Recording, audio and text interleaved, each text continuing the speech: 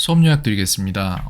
이거 같은 경우에는 지난 수업에서 아이들과 얘기를 해봤어요. 가장 어려운 질문은 무엇이며, 가장 쉬운 질문부터 시작해서 점점 이렇게 어려운 질문으로 퍼져나가는데, 아이들 수업에서 다뤘던 거는 지난 시간에 한 레벨 2 정도, 3 정도 올라갔었고, 3에서는 더 이상 올라가지 않았거든요.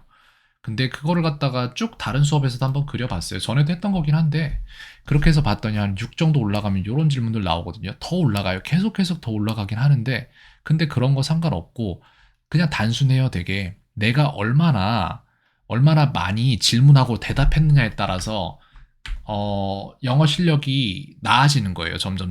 근데 그걸 위해서는 최소한의 것을 알아야 되고, 그것이 문법이고, 그걸 계속해서 반복하면 되거든요. 지금 현재 아이들이 여기 안에 있죠.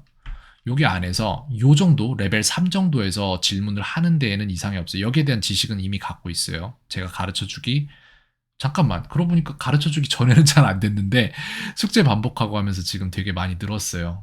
확실히 첫 수업이랑 완전 달랐어요. 오늘 수업 같은 경우에. 그리고 첫 수업 때 가지고 있었던 버릇 같은 거를 이번 수업에서도 가지고 있었던 부분도 분명히 보이는데 그 부분이 지금 현재 머릿속에 지도가 그려져 있잖아요.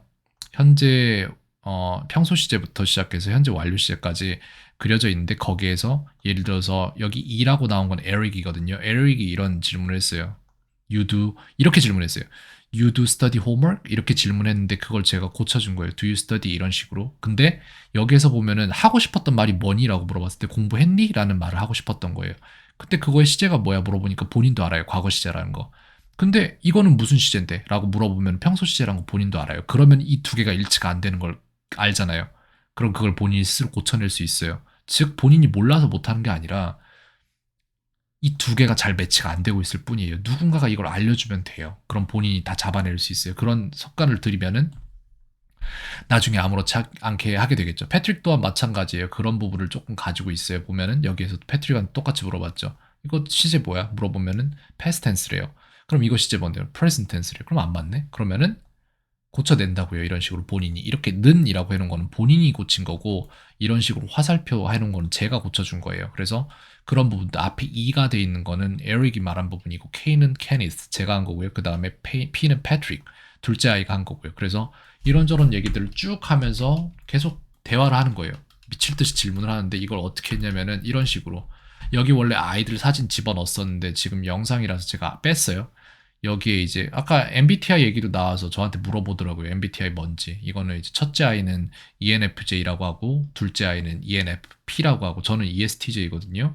그렇게 해서 이렇게 대화를 좀 해봤고 이걸 왜 했냐면은 제가 지금 있을 때 첫째 아이가 저한테 질문을 하면은 저는 그 질문을 받아서 대답해주고 둘째 아이한테 질문을 하면은 둘째 아이가 받아서 대답해주고 둘째 아이는 다시 첫째 아이한테 이런 식으로 서클을 돌린 거예요. 사이클을 돌린 건데 이거를 한 번 왔다가 두 번째는 반대로 갔다가 이런 식으로 했거든요. 이걸 왜 제가 수업 시간에 했냐면은 지금 아이들 둘이 같이 하는 수업이란 말이에요. 그러면은 제가 없는 일주일이 24시간이니까 아니 일주일이 24시간 하루가 24시간인데 그거에다가 7을 곱하면은 뭐 나오겠죠. 140 몇 뭐 쭉 나올 수 160 몇 시간 나올 텐데 그 시간 동안 한 시간을 제외하고 나머지 손가락 빨고 있으면 안 되는 거잖아요. 제가 숙제 낸 부분도 중요하지만 그게 문제가 아니라 아이들이 진짜 말을 잘 꺼내서 하기 위해서는 그냥 말을 많이 해봐야 돼요. 근데 형제가 셋이잖아요. 그럼 이렇게 둘이만 말을 해도 된다고요. 여기에서 지금 사이클에서 제가 빠지고 아이들 둘이서 왔다 갔다 하면서 질문하면 돼요. 그럼 질문이 생기겠죠. 선생님 그러면은 제가 한 말이 맞는지 틀렸는지 어떻게 알아요? 선생님 그럼 제가 대답한 게 틀렸는지 맞았는지 어떻게 알아요? 좋은 질문이에요. 저한테 안 그래도 끝에 아이들이 질문을 하더라고요. 선생님 저 혹시 전화번호 뭐냐고 물어보더라고요. 저한테 바로 알려줬어요. 그리고 나서 첫째 아이가 저한테 이렇게 전화를 바로 걸어왔어요. 카톡에다가 셋이서 카톡을 추가를 한 다음에 둘이서 대화를 남기면 돼요. 첫째 아이가 질문을 음성으로 남기면 둘째 아이가 음성으로 대답을 하면 돼요.